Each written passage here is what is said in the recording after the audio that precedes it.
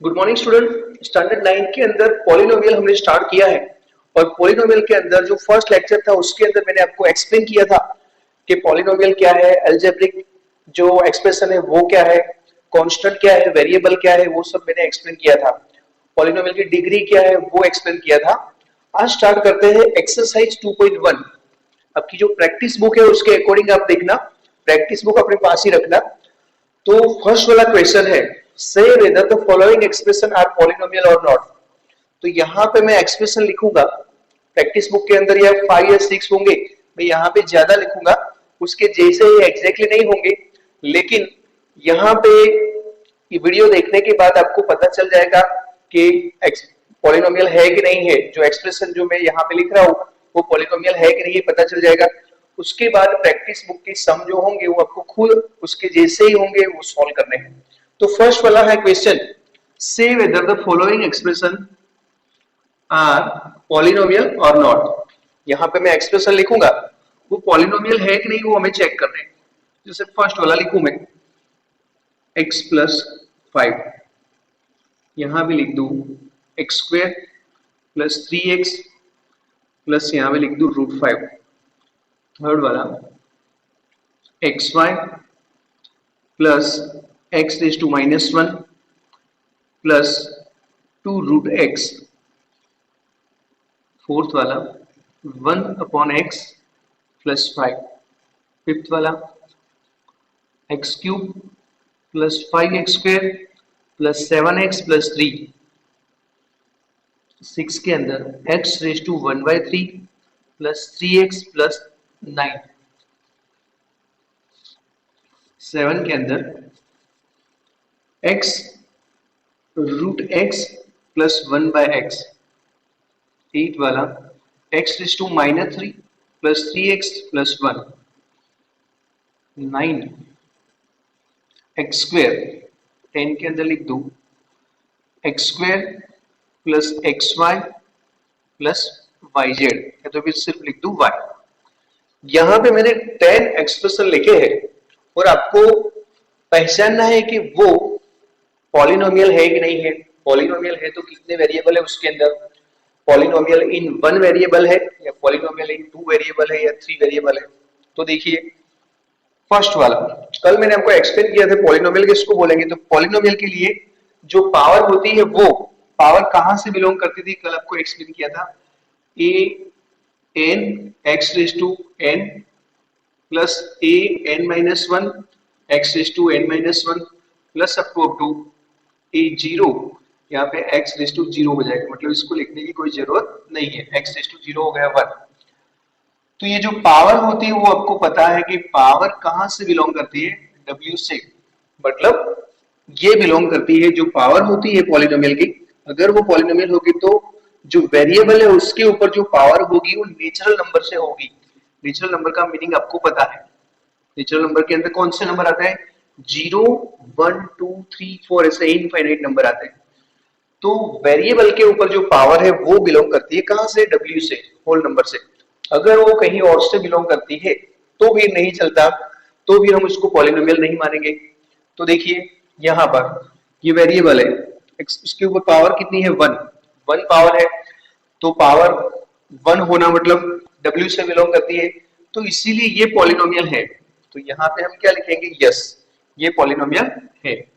कितने वेरिएबल के अंदर, इन 1 वेरिएबल। पॉलिनोमियल इन 1 वेरिएबल, उसके अंदर वेरिएबल कितने हैं, ओनली 1।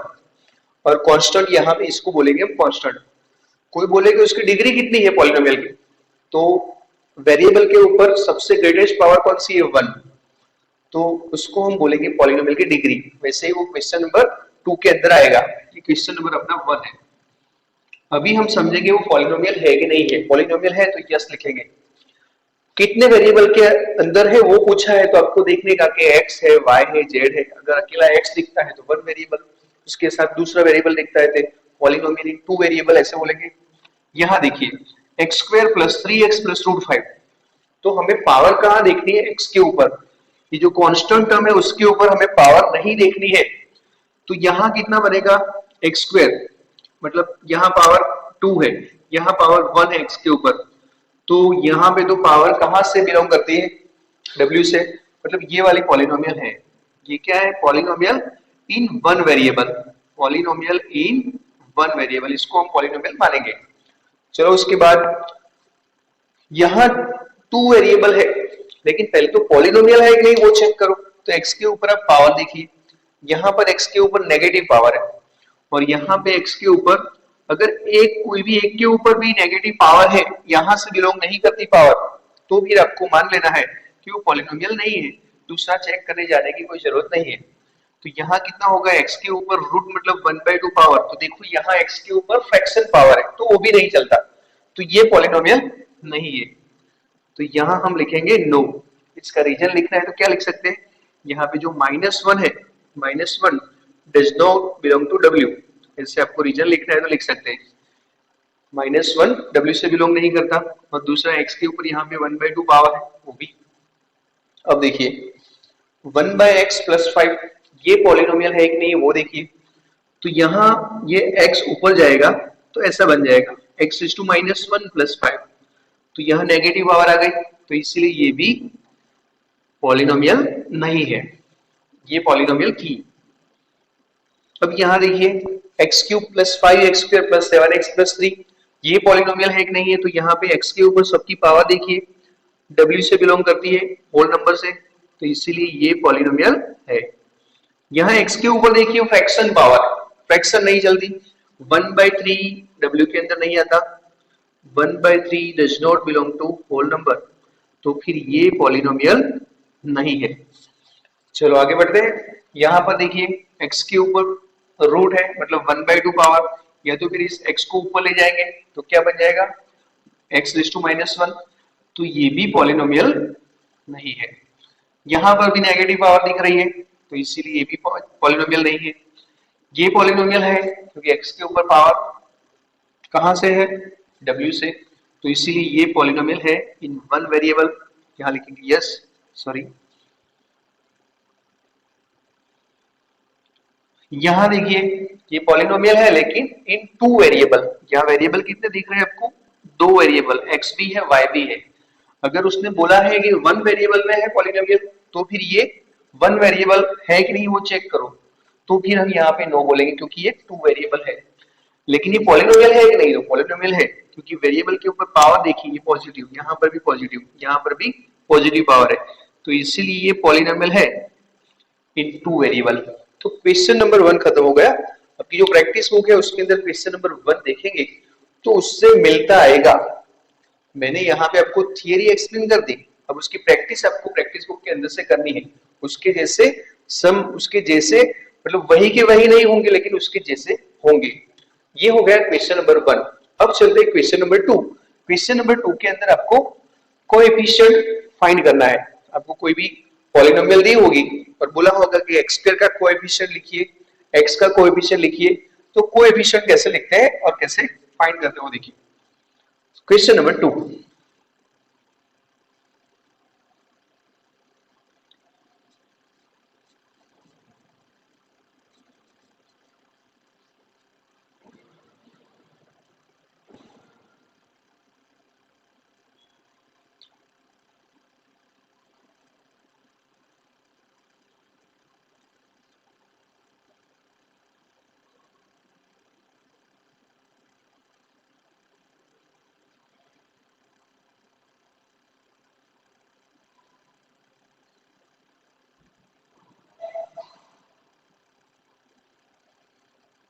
यहाँ पे मैं जो अंडरलाइन करूंगा उस टर्म का हमें कोएफिशिएंट चाहिए। अंडरलाइन टर्म जो है उसका कोएफिशिएंट आपको लिखना है।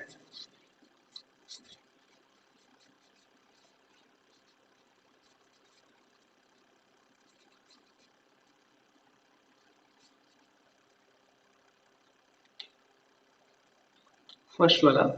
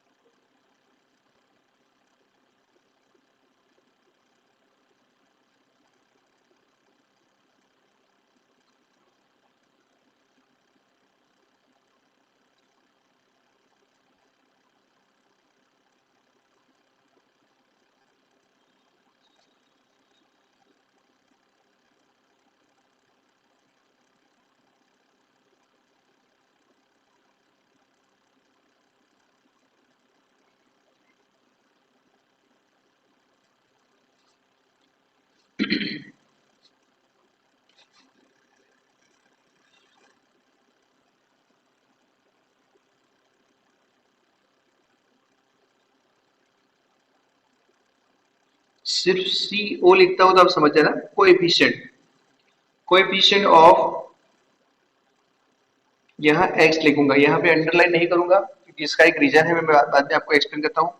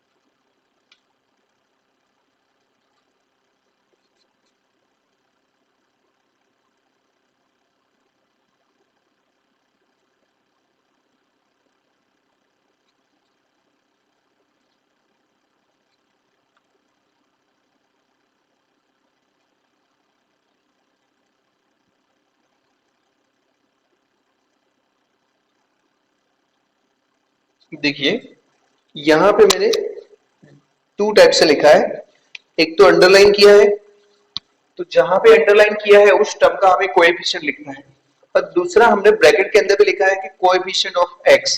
आप बोलोगे क्यों एक्स यहाँ पे, वहां पे अंडरलाइन क्यों नहीं किया? तो एक्स यहाँ पर भी है, यहाँ पर भी है, तो इसके लिए यहाँ पर भी एक्स स्क्वायर है, यहाँ पर भी एक्स स्क्वायर है। यहाँ एक्स रेज टू जीरो नहीं दिख रहा है, ऐसे अंडरलाइन कैसे करूंगा एक्स रेज टू जीरो, इसीलिए मैंने अंडरलाइन नहीं किया। यहाँ पर एक्स क्यूब और एक्स स्क्वायर नहीं दिख रहा है, इसीलिए मैंने यहाँ पे वर्ड में लिखा है कि एक्स स्क्वायर का कोएफिशिएंट फाइंड कीजिए। तो फर्स्ट वाला देखिए, right the coefficient of underline term, जो अंडरलाइन है उसका हमें कोएफिशिएंट फाइंड करना है। तो कोएफिशिएंट मतलब जो वेरिएबल है उसके साथ जो मल्टीपल में होता है वो, जो कांस्टेंट टर्म मल्टीपल में जो होता है उसको हम बोलेंगे उसका कोएफिशिएंट। तो एक्स स्क्वायर है, इसका कोएफिशिएंट कौन सा है? एक्स स्क्वायर के साथ मल्टीपल में कौन है? 3।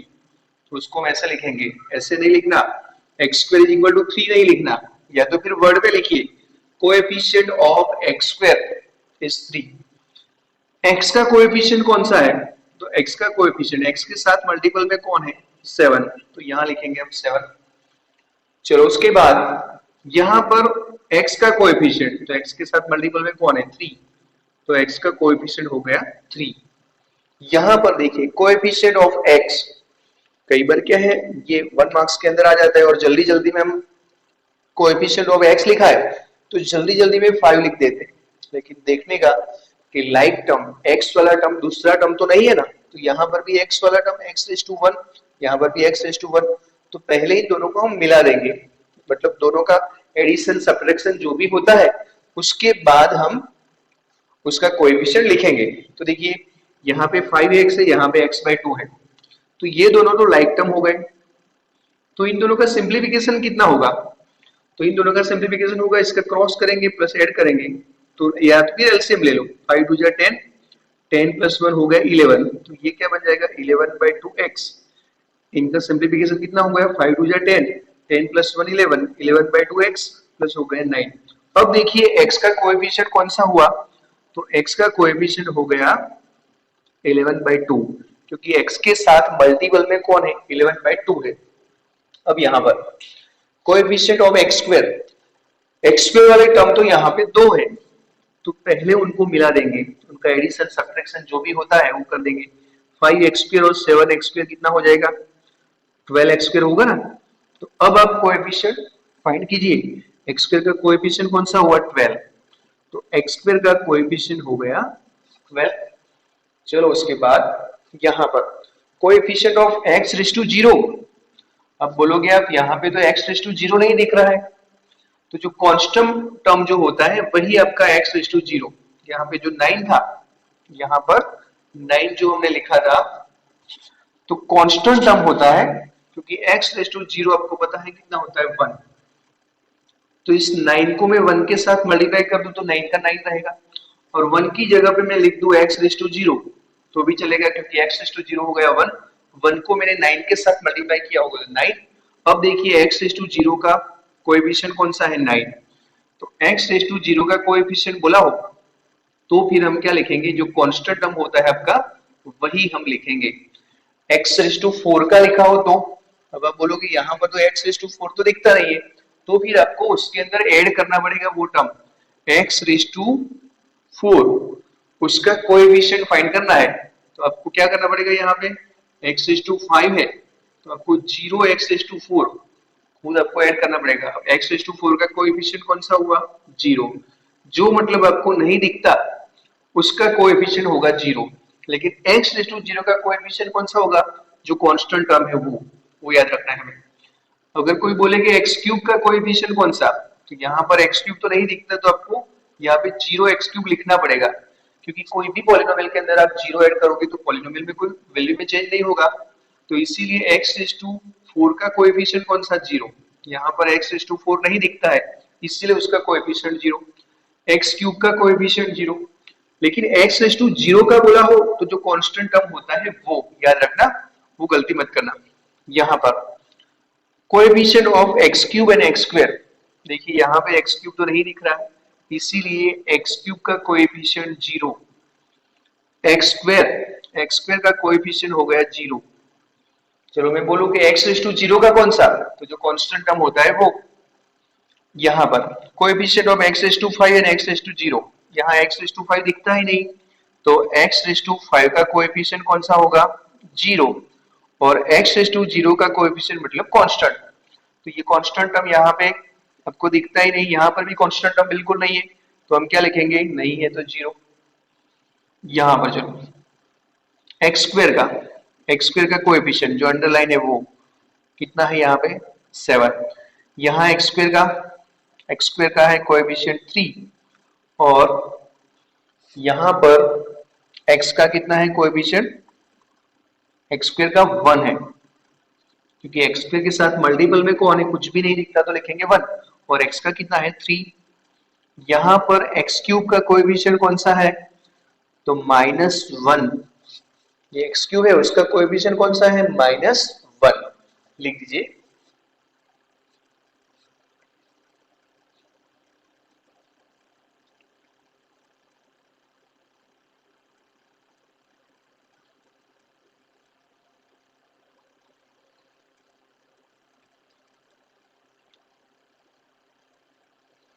क्वेश्चन नंबर 3 में चलते, right the degree of a polynomial.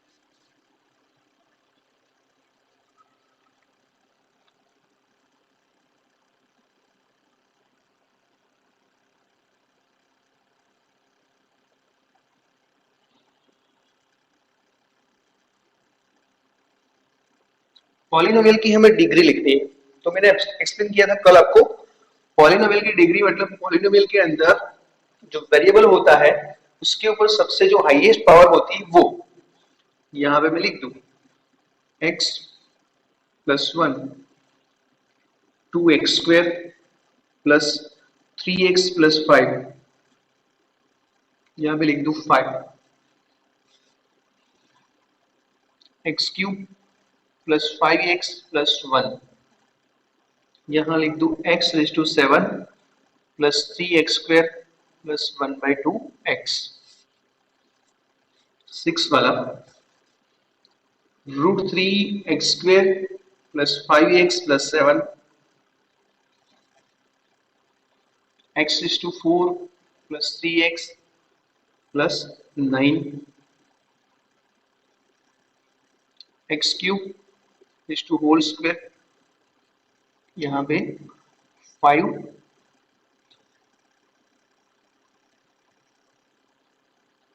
इसके ऊपर 2 power 3x plus 7 x/2 plus 3x plus 9 1/√2 इतना 10 यहाँ पे सम लिखे हैं और आपको ये जो पॉलिनोमियल दिख रही है उसकी डिग्री बोलनी है कि उसकी डिग्री क्या है। तो देखिए डिग्री मतलब जो पॉलिनोमियल होती है उसके ऊपर जो वेरिएबल होता है उसके अंदर उसकी हाईएस्ट जो पावर होती है वो। तो यहाँ देखिए ये जो पॉलिनोमियल है उसके अंदर वेरिएबल है x, उसके ऊपर हाईएस्ट पावर कौन सी है 1। यहाँ पर भी 1 के मल्टीपल में भी x रेज़ टू 0 होता है और यहाँ पे 1 है, x के ऊपर 1 पावर है, यहाँ पे 0 पावर है, तो ग्रेटेस्ट कौन सा है 1। तो इस पॉलिनोमियल की डिग्री क्या हो गई 1। ये जो पॉलिनोमियल आपको दिख रही है उसकी डिग्री हुई 1, x के ऊपर जो हाईएस्ट पावर होती हो। इस पॉलिनोमियल के अंदर x के ऊपर हाईएस्ट पावर कौन सी है 2, तो ये हो गई उसकी पावर 2। उसकी डिग्री के अकॉर्डिंग उसका नाम दिया जाता है। जैसे उसके ऊपर 1 पावर है, इसकी डिग्री 1 है, तो इसको बोलेंगे लीनियर पॉलिनोमियल। वैसे यहाँ पर उसके ऊपर 2 पावर है तो इसको बोलेंगे क्वाड्रेटिक पॉलिनोमियल। अब यहाँ पर देखिए x तो नहीं दिख रहा, x नहीं दिख रहा, इसीलिए हम इसके मल्टीपल में x रेज़ टू 0 तो लिख सकते हैं क्योंकि x रेज़ टू 0 होता है 1। तो ये 5 था, उसकी डिग्री क्या हो गई, तो उसकी डिग्री हो गई 0। तो इसको हम क्या बोलेंगे कांस्टेंट पॉलिनोमियल बोल सकते हैं, कांस्टेंट पॉलिनोमियल, क्योंकि इसका वैल्यू कभी चेंज नहीं होता। चलो आगे बढ़ते हैं। यहाँ पर पॉलिनोमियल के अंदर सबसे हाईएस्ट पावर कौन सी है 3, तो उसकी डिग्री कौन सी हुई 3। यहाँ पर हाईएस्ट पावर कौन सा है 7, तो इस पॉलिनोमियल की डिग्री हो गई 7। यहाँ पर x के ऊपर स्क्वायर है, 1 पावर है, x रेज़ टू 0 है, तो डिग्री मतलब जो हाईएस्ट पावर x के ऊपर या y के ऊपर या z के ऊपर होती है वो। तो यहाँ पे कितना हो गया 2। यहाँ पे हाईएस्ट पावर कितनी है 4, मतलब डिग्री हो गई 4। अब देखो ऐसा भी होता है कि ब्रैकेट के बाहर भी कोई पावर होती है तो सबसे पहले आपको उसको सिंप्लीफाई करना पड़ता है। तो सिंप्लीफाई करने जाएंगे तो x रेज़ टू 6 बनेगा, यहाँ पे 5 स्क्वायर होगा 25 और यहाँ कितना होगा x रेज़ टू 6 और यहाँ पे कितना होगा 3x प्लस 7। अब इन दोनों को मिलाना चाहते हो तो मिला सकते हो, वो कोएफिशिएंट के अंदर जरूरी है, यहाँ पे जरूरी नहीं है। तो यहाँ पर देखिए सबसे ग्रेटेस्ट पावर कौन सी है 6, तो इस पॉलिनोमियल की डिग्री क्या हो गई 6। यहाँ पर x के ऊपर 1 पावर, x के ऊपर 1 पावर एक जैसी होती है, दोनों को मिलाना चाहते हो तो मिला सकते हैं। मिलाना कंपलसरी कहाँ है पता है, जब कोएफिशिएंट फाइंड करने का होता है तब हमें इनको मिलाना पड़ता है। यहाँ पे x के ऊपर 1 पावर मतलब हाईएस्ट पावर 1 है तो डिग्री क्या हुई 1। ये तो कांस्टेंट है, x रेज़ टू 0 हम लिख सकते हैं, तो x के ऊपर पावर कितनी हो गई 0। इसको बोलेंगे कांस्टेंट पॉलिनोमियल, लिख दीजिए